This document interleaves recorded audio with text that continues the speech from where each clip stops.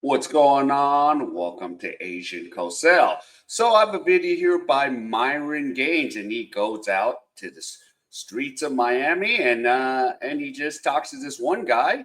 So Myron told a white knight why simping never works. So let's see what he has to say, and let's see what this guy has to say. So here we go.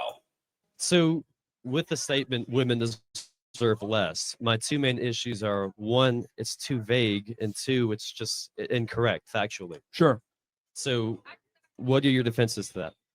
Okay. What's your other point of contention? Well, you're talking about how women deserve less because they emasculize men, because they're cheating, because they're doing all this, but men also do the same thing in reverse. And would you say that all men deserve less because there's a few men that are really bad people?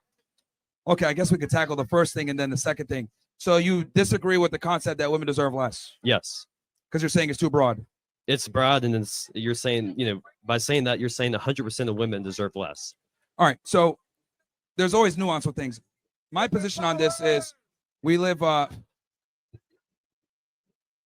my position is we live in a society where, women are equal to men. And I think if a guy's going to get a relationship with a girl or a woman and is going to be successful, she needs to understand that you're the boss and you're the leader. So she's got to be knocked down a peg and understand that she's not equal to you so that you can assume your rightful position as the dominant leader.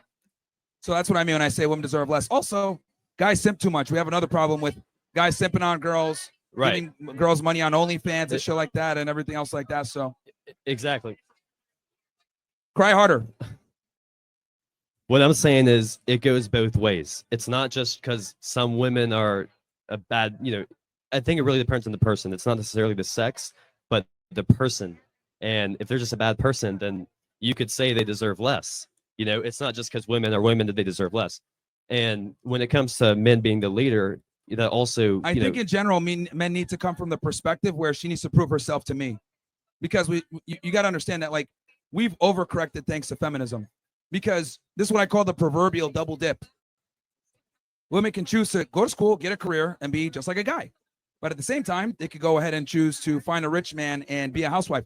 So what I'm saying is, since they have all this leverage in the dating marketplace, right, and that leads to a lot of entitlement, guys need to kind of go in with their eyes wide open and understand that you need to kind of put her through her paces. What I'm basically telling men to do is be extremely selective with women.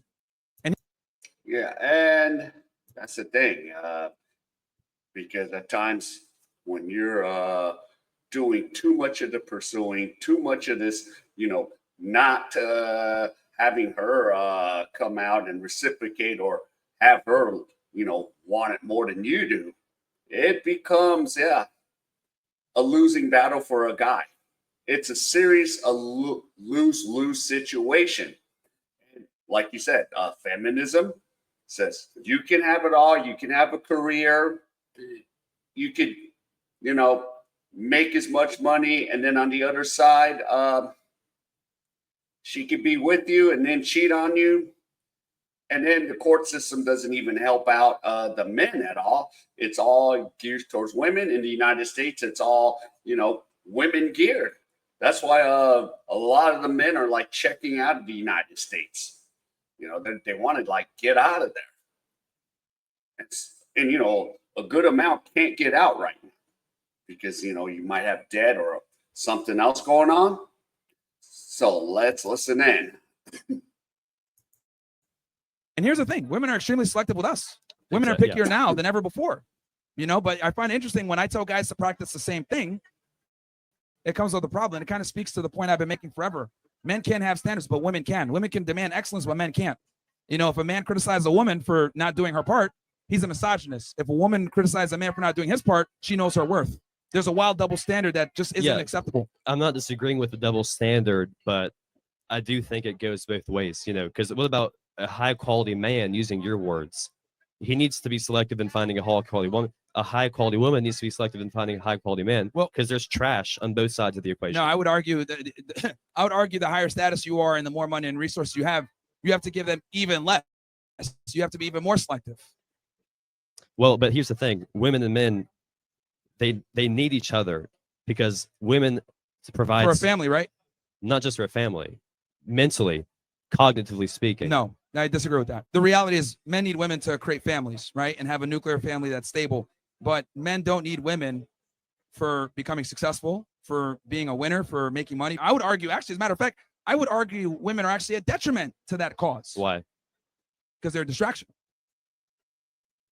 See, but that's just so incredibly vague. So there's okay, so I'll explain to you.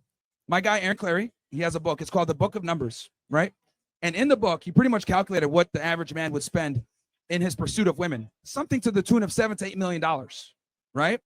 Now imagine if he put up a serious relationship for a bit longer, invested that money, focused 100%, grinded, you can become that guy, then decide to have a family and have a woman. Because the problem is that single income is no longer acceptable. So guys have to make significantly more money to be that provider, that protector, that of a traditional sense.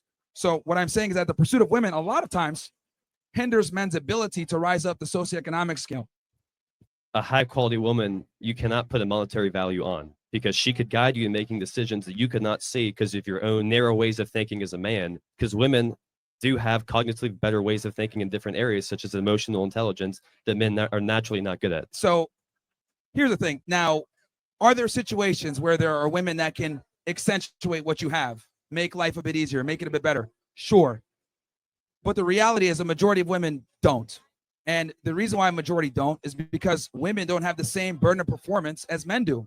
They just don't. So their proclivity to work harder is not as existent as ours, because we understand as men, from the time we're little boys, we're taught, get a job, go to school, become successful. Why? So that you can raise a family. Women, on the other hand, are taught, go to school, be successful, so that you don't need a man.